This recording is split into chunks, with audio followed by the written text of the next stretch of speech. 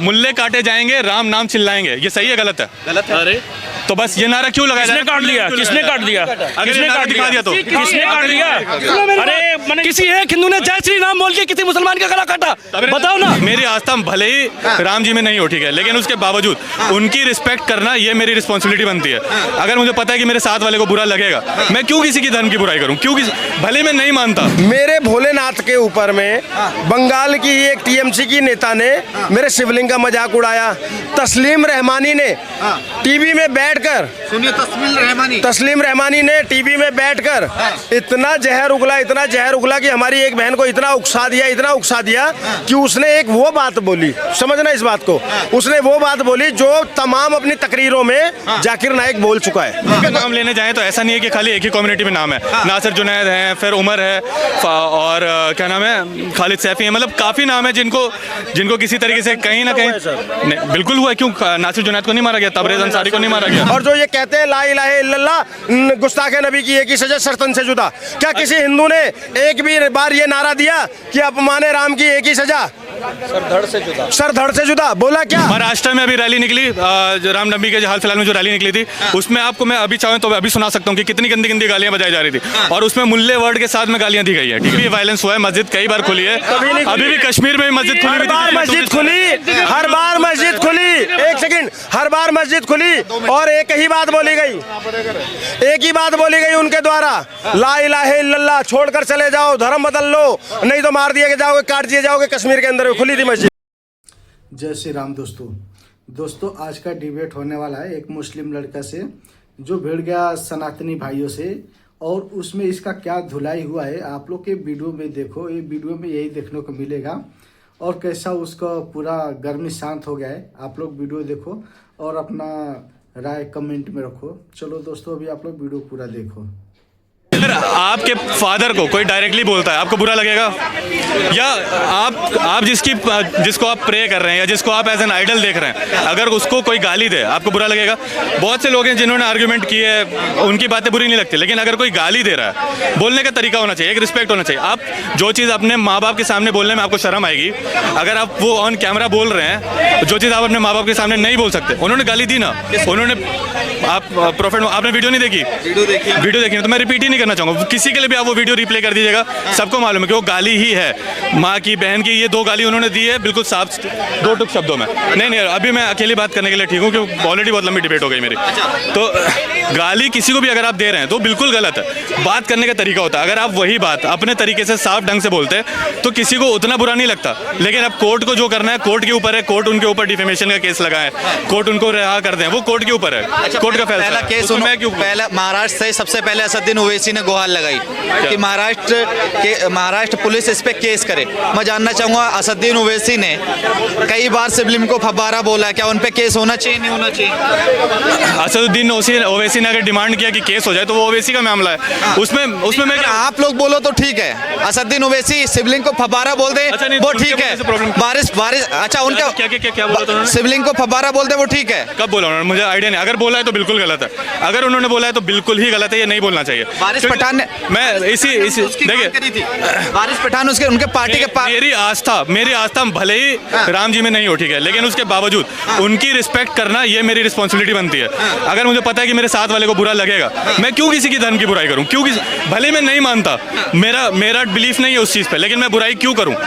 मेरा पॉइंट यहाँ से स्टार्ट हो। और किसी भी मुस्लिम को बुराई नहीं करनी चाहिए, चाहे वो सामने क्रिश्चियन से डिबेट कर रहे हो, ज्यू से डिबेट कर रहे हो, हिंदू से डिबेट कर रहे हो, कोई फर्क नहीं पड़ना चाहिए उन्हें। आप आए पीस, अगर आप कहते हैं पीसफुल कम्युनिटी है तो आप दिखाइए ना लोगों को पीस कैसे फैलाया जाता है। अच्छा, मैं आप चाहूंगा, जैसे अगर कोई पैगंबर के बारे में कुछ गलत बोल देता है और उसके बाद वो माफी मांग रहा है, तो क्या उसका सर तन से जुदा के नारे लगेंगे? जैसे नुपुर शर्मा की बात कर ली जाए तो उसके सर तन से जुदा, आज तक वो घर से बाहर नहीं निकल पा रही है। डर किसका है? डर किसका है? नारे देने वाले, कमेंट करने वाले, गाली देने वाले बहुत लोग भरे हैं। डर किसका है, मैं ये जानना चाहूंगा। डर किस? ऐसे ही भाई, अगर आप मेरे से पूछे तो मैं बोलूँ मेरे को इससे डर है, मेरे को उससे डर है। जो धमकी दे रहे हैं वो गलत, किस कम्युनिटी से? जो दोनों गलत कर रहे हैं। जो धमकी दे रहा है वो गलत कर रहा है, जो गाली दे रहा है वो भी गलत कर रहा है। आप मेरे को ये बताइए कि गाली देना सही है? बिल्कुल गलत है। बिल्कुल गलत है ना, तो वो गलत कर रहे हैं। धमकी देना सही है? बिल्कुल गलत है। बिल्कुल गलत है। तो दोनों गलत कर रहे हैं अपनी अपनी जगह पे। उस चीज का मामला, उसने गलत बोला, आपको बुरा लगा, आप कोर्ट में ले जाइए मामला, कोर्ट मैनेज कर लेगा, कोर्ट हैंडल कर लेगा। अच्छा, मैं जानना चाहूंगा, कोई माफी मांग ले तो भी सर तन से जुदा के नारे लगने चाहिए? बिल्कुल नहीं लगना चाहिए। देखो ऐसा है, अब भारत के अंदर में एक भारत में दो कानून चल रहे हैं। एक भारत में दो कानून? हाँ चल रहे हैं, मैं बताता हूँ कैसे। मुनव्वर फारूकी ने जब हमारे देवी देवताओं का अपमान किया, वो बिग बॉस का विनर बन जाता है, समझना, और बड़े बड़े शोज करता है। और एक लड़की जब कोई बयान कोट कर देती है तो उसको 1500 किलोमीटर दूर आकर, एक सेकंड सुनिए, पूरा सुनिए सर, पूरा सुनिए, मैं आपके बीच में नहीं बोला था ना, हैव पेशेंस। वो वहाँ से 1500 किलोमीटर दूर आकर गुड़गांव से उसको अरेस्ट कर लेती है ममता बनर्जी की पुलिस, वही पुलिस जो मुर्शिदाबाद के दंगाइयों को अभी तक नहीं पकड़ पाई है, समझिएगा। और बता देता हूँ, मेरे भोलेनाथ के ऊपर में बंगाल की एक टीएमसी की नेता ने मेरे शिवलिंग का मजाक उड़ाया। तस्लीम रहमानी ने टीवी में बैठकर, सुनिए, तस्लीम रहमानी ने टीवी में बैठकर इतना जहर उगला कि हमारी एक बहन को इतना उकसा दिया कि उसने एक वो बात बोली, समझना इस बात को, उसने वो बात बोली जो तमाम अपनी तकरीरों में जाकिर नाइक बोल चुका है। जाकिर नाइक बहुत बड़ा मुस्लिम स्कॉलर है और वो बोल चुका है, ठीक है, वो बोल चुका है। और उस बात की वजह से नुपुर शर्मा को गुमनामी की जिंदगी जीनी पड़ती है। और ये कहानी यहीं तक नहीं रुकती है, ये कहानी यहीं तक नहीं रुकती है। उसका समर्थन में एक व्हाट्सएप स्टेटस लगाने की वजह से कन्हैया लाल दर्जी के बेटे ने लगा दिया था। कन्हैया लाल दर्जी की निर्मम तरीके से हत्या हो जाती है, परवीन नेतारू मार दिया जाता है, और उमेश कोले को तो वो मुस्लिम दोस्त मारवाता है जो 27 साल से उसका दोस्त था। सोचिएगा, अगर ये दोनों 27 साल से दोस्त थे तो कितनी दिवालियां एक साथ मनाई होंगी, कितनी ईद की सेवैयां एक साथ खाई होंगी, तभी 27 साल तक दोस्ती थी ना।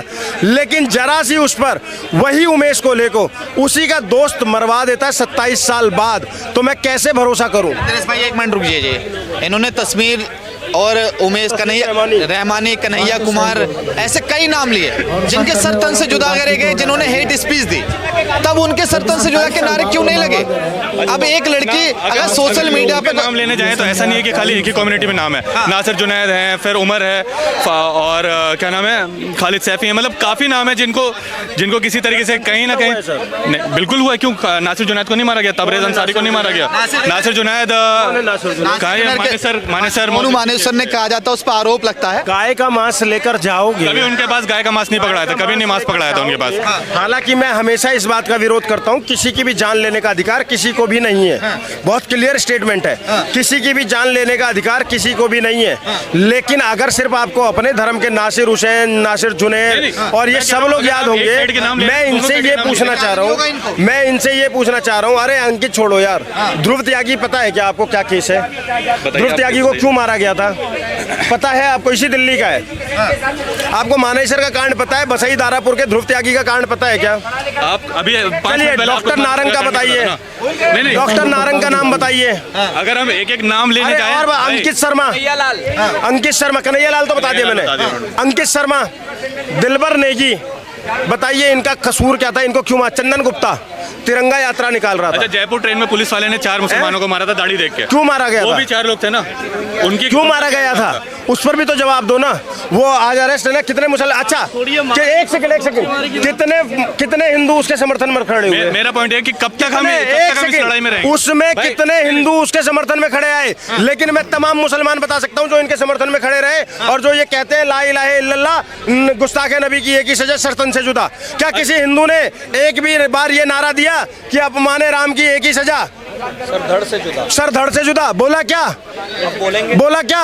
अच्छा, कितनी ये इतनी बातें कर रहे हैं। अब मैं एक जिम्मेदारी के साथ में पूछता हूँ इनसे, आज तक किसी भी जब इनका ताजिया निकल रहा होता है, कितने हिंदुओं ने उस पर पत्थरबाजी करी है?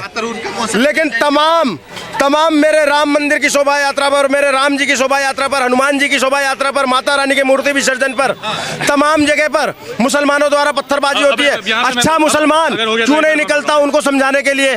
ठीक है, बिल्कुल बिल्कुल सही बात है अगर ऐसा हो रहा है तो। दूसरी चीज, बिहार शरीफ में रामनवमी की रैली निकली, मस्जिद तोड़ा गया। उसके बाद मध्य प्रदेश में रामनवमी की अवैध जमीन पर बनाओगे टूटेगी सर, अवैध जमीन पर बनाओगे तो टूटेगी सर। सरकार का काम है ना कि पब्लिक जाएगी, आग लगा देगी, मोलोटॉव मारेगी, खिड़कियां तोड़ देगी। एक सेकंड भाई, बोल लेने दो। महाराष्ट्र में अभी रैली निकली, रामनवमी के हाल फिलहाल में जो रैली निकली थी, उसमें आपको मैं अभी चाहूँ तो अभी सुना सकता हूँ कि कितनी गंदी गंदी गालियां बजाई जा रही थी, और उसमें मुल्ले वर्ड के साथ में गालियां दी गई है। ठीक है, तो ये ना बोला जाए कि एक कम्युनिटी को टारगेट नहीं किया जाए। राज्य में एक लड़के की निर्मम हत्या कर देती है रामगोपाल यादव। एक बार पूरी बात हो जाने दीजिए कि बहरेज की बात नहीं कर रहा ना, मैं महाराष्ट्र की बात कर रहा हूँ। मेरा पॉइंट अब यहाँ पे आ रहा है कि दोनों साइड से लोग मर रहे हैं, दोनों साइड से लोग लड़ रहे हैं और दोनों साइड से लोग मार रहे हैं। कब तक यही चलता रहेगा? मेरा क्वेश्चन यहाँ से आता है कि इससे पहले क्या इंडिया नहीं था? इससे पहले इंडिया बहुत अच्छे से रह रहा था। लोग अपने ही क्रिकेट टीम में मोहम्मद जहीर, मोहम्मद कैफ बिल्कुल था भाई, और अपने सारे बॉलीवुड के सुपरस्टार्स में से, टॉप सुपरस्टार्स में से ज्यादातर मुस्लिम। उसके बाद आपके एपीजे अब्दुल कलाम मुस्लिम। तो आप फिर कैसे कह सकते हैं कि मुस्लिम धर्म गलत सिखा रहा है? मेरा जवाब ले लो, एक सेकंड, मेरा जवाब ले लो। उसके बाद वो ये कह रहे हैं अब से पहले नहीं रह रहे थे क्या? अब से पहले भी सचिन और गौरव को निर्मम तरीके से काट कर नहर में फेंक दिया गया था भाई, ऐसे निकाल। अब से पहले भी, और आप कह रहे हो मस्जिद तोड़ी गई। अभी तो आप राम मंदिर के लिए मस्जिद को कह रहे हो तोड़ने का, मैं कह रहा हूँ वो मस्जिद तो तोड़ी गई है, अभी ईदगाह और ज्ञानवापी बाकी है, वो भी हटाई जाएगी। और वहाँ पर शिव जी विराजमान होंगे, वहाँ पर श्री कृष्ण विराजमान होंगे, लेंगे डंके की चोट पर लेंगे।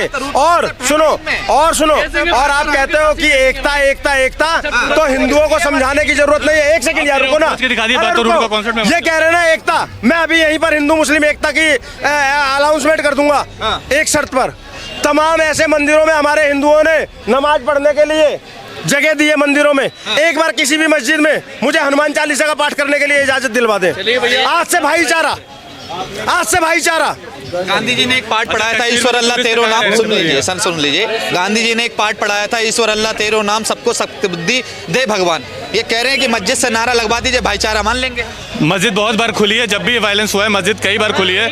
अभी भी कश्मीर में मस्जिद खुली, हर बार मस्जिद खुली, एक सेकंड, हर बार मस्जिद खुली और एक ही बात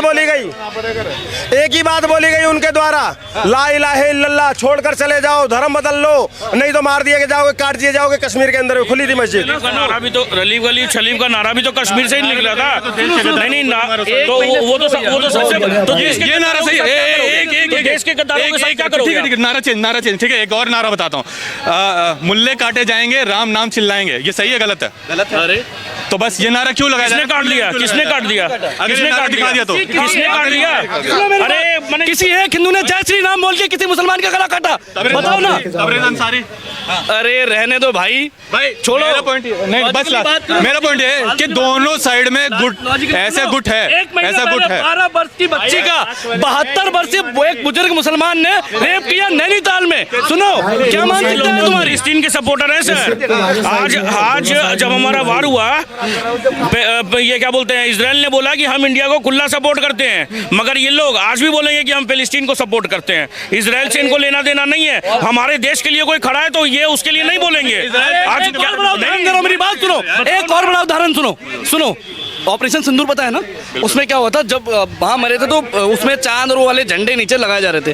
तुम्हारे ही लोग दिल्ली में, उत्तराखंड में, यूपी में वो झंडे उतार के घर क्यों लेके जा रहे थे? क्योंकि भारत माता की जय बोलेंगे। अरे भाई, दोनों तरह के लोग थे उसमें यार। क्या भारत माता की जय बोलेंगे? जय हिंद। अरे मैं एक बार आस्था सर, अरे सर क्या होता है ना कि भारत माता की जय नहीं बोलेंगे, मगर इजराइल, ये पैलेस्टाइन जिंदाबाद जरूर बोलेंगे, पाकिस्तान जिंदाबाद जरूर बोलेंगे। तो दोस्तों, आप लोगों ने वीडियो देखा कि कैसे वो बात कर रहा था। उसका एक एक बात का ऐसा जवाब दिया एक सनातनी भाई ने कि उसका बोलती बंद हो गई। तो दोस्तों, आप लोग ये वीडियो के बारे में क्या राय रखना चाहते हो, कमेंट करके बताओ, ताकि हमें भी पता चल सके आप लोग को वीडियो कैसा लगा। तो चलो दोस्तों, कल मिलेंगे एक दूसरे नई वीडियो के साथ में। जब तक जय हिंद, जय भारत, जय श्री राम।